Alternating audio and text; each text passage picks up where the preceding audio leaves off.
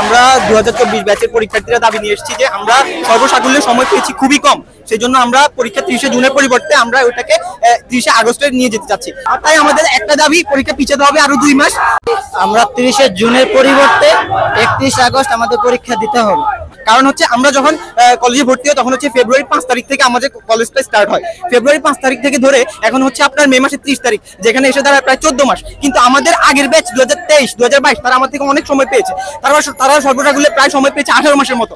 কিন্তু আমরা সেখানে কেন 15 মাস সময় পাবো? এটা তো হয় না। তার মধ্যে হচ্ছে আমাদের প্রি-টেস্ট পরীক্ষা আছে, সিটি পরীক্ষা আছে, কলেজের বিভিন্ন পরীক্ষা মিলিয়ে আমরা তার মধ্যে আমরা অনেক সময় পাই নাই। এখানে আমাদের সর্বসাকুল্যে কলেজ হয়েছে সর্বোচ্চ 7 থেকে 8 মাস যে আমরা শিক্ষা কার্যক্রম পেয়েছি, কিন্তু এটা আমাদের জন্য কোনোভাবেই যথেষ্ট না।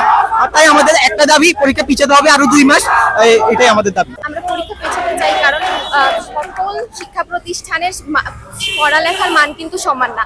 আমাদের ঢাকার লোকের যেমন সিলেবাস শেষ হয়ে গেছে, সেই ঢাকাতে এমন কিছু প্রত্যন্ত অঞ্চল আছে যেখানে ক্লাসে পড়াশোনাই হয় না, পড়াশোনা তো দূর, কেউ প্রেজেন্ট দিতেই যায় না। তো আমাদের না হয় সিলেবাস শেষ হয়েছে, ওদের তো সিলেবাস শেষ হয়নি। আমরা সিলেবাস শেষ করেছি, হয়তো আমরা 1000 জন শিক্ষার্থী সিলেবাস শেষ করেছি, কিন্তু বাকি 3000-এর কথা আমাদেরকে অবশ্যই চিন্তা করতে হবে।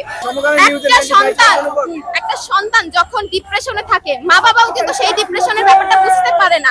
বাংলাদেশের অধিকাংশ অভিভাবক বলবে যে তুই কেন A+ পাসনি, কিন্তু A+ ক্রাইটেরিয়া না হলেও আমাদের জন্য A+ পাওয়াটা ম্যান্ডেটরি, কারণ এটাতেই আমাদের ভবিষ্যৎ নির্ভর করে আছে। আমি কি বুয়েটের ফর্ম তুলতে পারবো যদি আমি A+ না পাই? আমি কি মেডিকেলে পরীক্ষা দিতে পারবো না। কিন্তু আমার স্বপ্ন যদি থাকে বুয়েট, আমার স্বপ্ন যদি থাকে মেডিকেল, তাহলে তখন তো আমার আত্মহত্যা করা ছাড়া আর কোনো উপায় থাকবে না। সেটা হলো যে 2 মাস পিছানোর উপরে কিন্তু আমাদের একাডেমিক যে ভালো দিকটা, এখানে আমাদের জাস্ট 2টা মাস আমাদের রিভিশনের জন্য প্রয়োজন, আর সেই রিভিশনের জন্য আমরা 2টা মাস চাচ্ছি।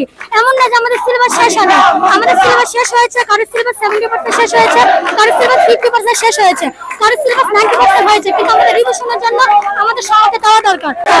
যে এইচএসসি লেভেলের জন্য আমাদের এডমিশনটা ডিপেন্ড করে। আপনারা জানেন আমাদের এডমিশন লাইফটা যদি ভালো হয় তাহলে আমাদের ভবিষ্যৎ ক্যারিয়ারটা কিন্তু এডমিশনের উপর ডিপেন্ড করতেছে, আর আমাদের এডমিশনটা কিন্তু একাডেমির উপর ডিপেন্ড করতেছে।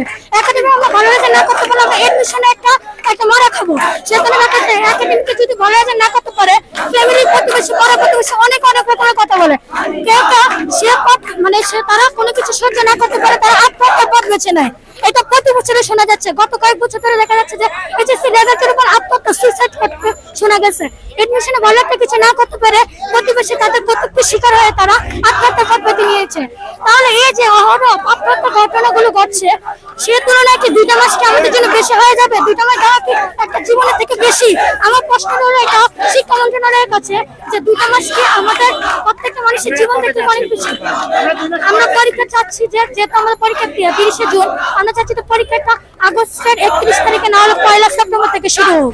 শিক্ষামন্ত্রীর কাছে, মহোদয়ের কাছে আমার বিনীতভাবে অনুরোধ রইল, এসব বঞ্চিত ছেলে মেয়েদের উজ্জ্বল ভবিষ্যতের জন্য হলেও আমাদেরকে 2টা মাস সময় দেওয়া হোক। আমরা 30শে জুনের পরিবর্তে 31 আগস্ট আমাদের পরীক্ষা দিতে হবে। কেন দিতে হবে? কারণ বিগত 23 সালের যে ব্যাচ ছিল, ওদের যে সিলেবাস আমাদের সেম সিলেবাস, ওদের 18 মাস প্লাস সময় দেওয়া হয়েছে, কিন্তু আমাদের 15 মাস সময় দেওয়া হয়েছে। আমাদের দাবি একটা, ওদের সিলেবাস আমাদের সেম সিলেবাস, আমাদের ক্ষেত্রে কেন এই বৈষম্য থাকবে?